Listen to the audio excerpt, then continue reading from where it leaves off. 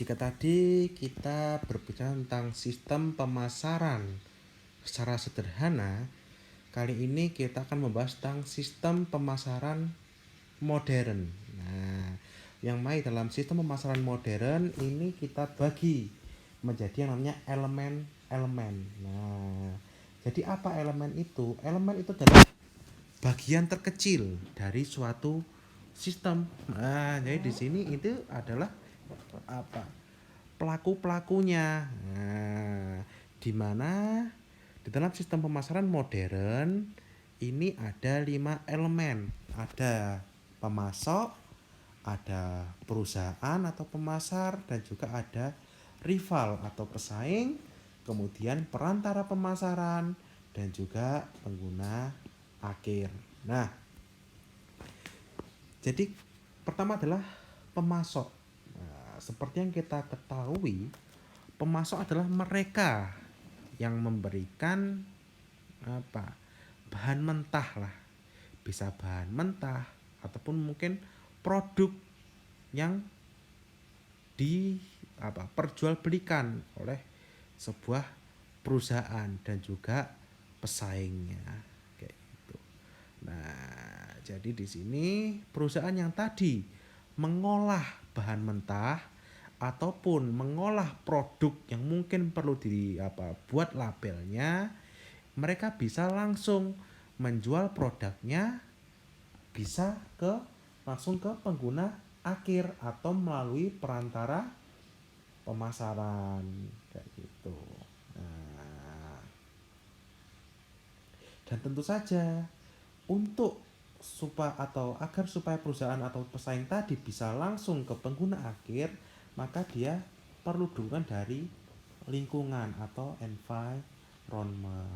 Nah, oleh karena itu perusahaan sama pesaing ini adalah semacam dua elemen yang nggak bisa dipisahkan. Apalagi di aturan yang sekarang melarang adanya monopoli. Nah, karena itu selalu ada pesaing di situ. Walaupun mungkin kalau kita berbicara tentang sisi gelap ya, itu ada perusahaan yang sebenarnya dia satu nama, dia berada di bawah satu organisasi besar, tapi dia dipaketkan pada brand yang beda nama. Itu mungkin ada. Ini adalah sistem pemasaran modern. Nah, lalu dalam pemasaran ini ada namanya manajemen pemasaran. Jadi manajemen kan pengelolaan ya kan.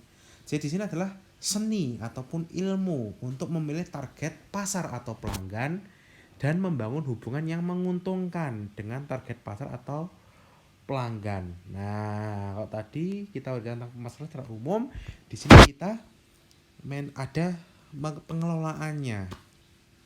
Jadi di sini kita ada seni dan juga ilmu untuk memilih target pasar serta membangun hubungan yang menguntungkan dengan target pasar atau pelanggan. Dimana bagaimana ilmu dan seninya? Ada 3 keilmuan yang mungkin bisa diimplementasikan dalam manajemen pemasaran. Ada market segmentation, ada target marketing, dan juga relationship marketing. Pertama adalah market segmentation. Nah, kita perlu memetakan. Di sini ada kita perlu untuk memetakan pasar mungkin dari dibagi segmennya. Mungkin ada yang kelas atas, kelas menengah, dan juga kelas bawah misalnya. Kita bagi menjadi 3 segmen tersebut. Nah, kemudian dilakukan target marketing. Nah, dilakukan pemasaran terhadap segmen yang kita tuju tadi, targetnya. Nah, misalnya ada yang target untuk segmen kelas atas. Nah, dilakukan marketing ke kelas atas targetnya. Apakah cocok target marketing kelas atas diberikan pada target marketing kelas bawah? Nah, tentu saja kan berbeda. Bedanya mungkin dari tidak cocok mungkin dari harganya, kualitasnya, sajiannya, cara penyampaiannya. Nah, itu. Dan terakhir adalah relationship marketing, yang mana melakukan pemasaran dengan cara membangun sebuah hubungan yang baik. Nah, itu. Itu relationship marketing.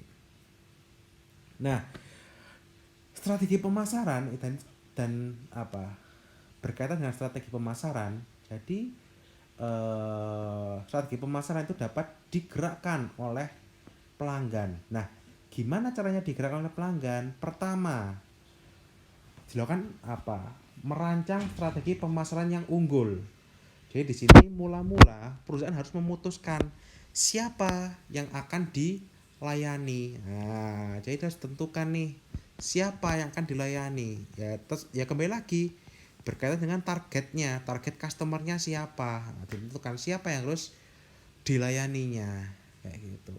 Kemudian yang kedua, perusahaan melakukan strategi pemasaran itu dengan cara membagi pasar menjadi segmen pelanggan atau segmentasi pasar dan memilih segmen mana yang akan dituju. Nah, jadi dibagi menjadi beberapa segmen, kemudian dipilih target pemasarannya itu siapa gitu. Nah, seperti yang saya contohkan tadi, ada segmen kelas atas, kelas menengah, kelas bawah. Nah, sekarang perusahaan kita itu mau main kemana kayak gitu. Misalnya di Malang sini nih, di Malang sini mungkin ada apa banyak kan warung-warung mahasiswa yang mana mungkin harganya murah meriah. Nah, dia siapa target pasarnya? Target pasarnya itu adalah mahasiswa. Nah, segmennya mahasiswa kayak gitu. Nah, sekarang saya tanya, kalau misalnya untuk rumah makan yang mewah misalnya, seperti misalnya Sapi Suci kayak gitu. Nah, di rumah makan Sapi Suci misalnya, apakah yang mereka targetkan adalah mahasiswa? Mereka buka di Malang, apakah mentargetkan mahasiswa? Tentu tidak kan. Nah, mungkin yang target adalah orang-orang yang apa berpenghasilan tinggi kayak gitu. Nah, jadi itu. Tuh. Lalu yang ketiga, perusahaan memutuskan bagaimana cara melayani pelanggan ataupun sasaran. Setelah tadi melakukan apa customer segmentation dan juga menentukan pasarnya, diputuskan sekarang gimana nih kita sudah tentukan target pasar kita siapa, sekarang gimana kita cara melayaninya. Nah, kemudian perusahaan menyediakan kebutuhan dengan mengedepankan proposisi nilai. Jadi kumpulan keuntungan yang dijanjikan pada pelanggan untuk memuaskan kebutuhan pelanggan. Nah, jadi di sini kita menyedia apa? Memenuhi kebutuhan tadi, tapi juga melihat dari nilainya. Nah, kira-kira kita untung, customer pun, pelanggan pun juga untung kayak gitu. Dan nantinya ketika proposisi nilai yang terpenuhi dan memberikan kepuasan pelanggan, maka akan menghasilkan hubungan timbal balik jangka panjang dengan pelanggan. Jadi di sini kita perlu untuk mengecek terlebih dahulu. Kira-kira dari kita memberikan kebutuhan tersebut, kita memenuhi kebutuhan pelanggan tadi, ada potensi enggak yang baik di situ? Kira-kira ada keuntungan enggak? Apakah yang merasakan keuntungan itu hanyalah customer saja? Kita nanti dapat keuntungan enggak? Nah, itu perlu untuk dilihat. Nah, jadi kalau ibaratnya kita hanya membuat customer itu untung terus, tapi sisi lain kita sebagai penyedia layanan itu merasakan kerugian terus menerus kayak gitu. Padahal di perusahaan tersebut, di perusahaan kita itu mungkin ada banyak orang yang perlu untuk digaji misalnya. Nah, jadi dari sini kan rasanya nggak pas, ya kan? Ada yang mengganjel. Nah, jadi di situ kalau misalnya emang sama-sama untung, sama-sama senangnya, oke, well, fine lah. Ini bisa ada potensi ini promising lah untuk dilanjutkan. Jadi ada hubungan timbal balik jangka panjang dengan pelanggan. Nah, strategi pemasaran yang digerakkan oleh pelanggan. Kemudian kita juga perlu tahu orientasi dari pasar. Jadi ada 5 orientasi pasar. Di mana manajemen pemasaran ini kita bisa mengadopsi salah satu dari 5 orientasi pasar. Nah, pertama adalah konsep produksi. Di mana konsep produksi ini menyatakan bahwa tugas manajemen adalah meningkatkan efisiensi produksi dan menurunkan harga. Jadi produksi seefisien mungkin, sehemat mungkin untuk menekan harga.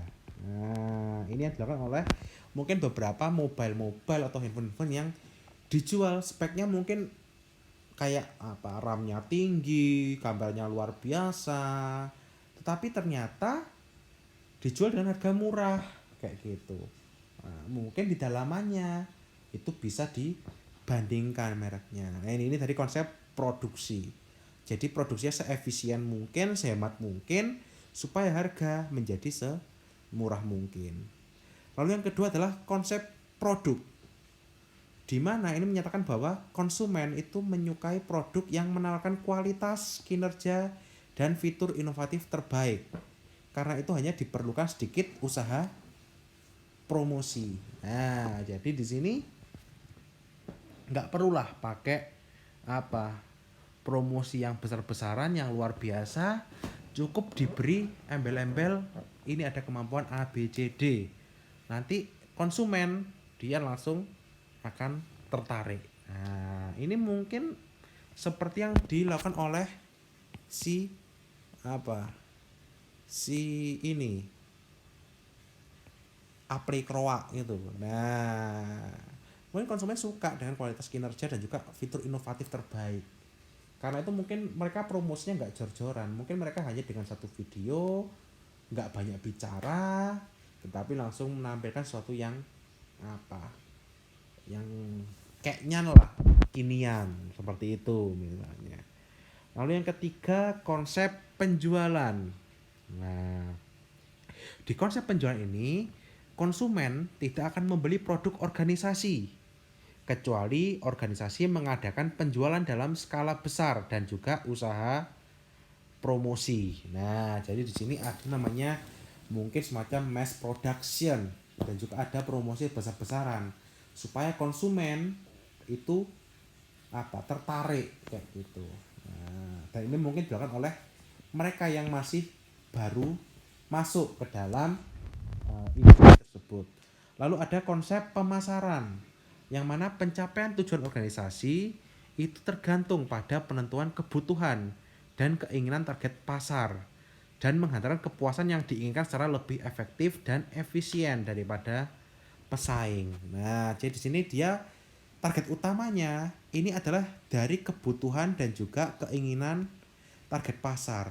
Jadi dia bukan menciptakan pasar, tapi dia masuk untuk memenuhi kebutuhan yang mungkin tidak dapat dipenuhi oleh pesaingnya kayak gitu. Itu konsep pemasaran.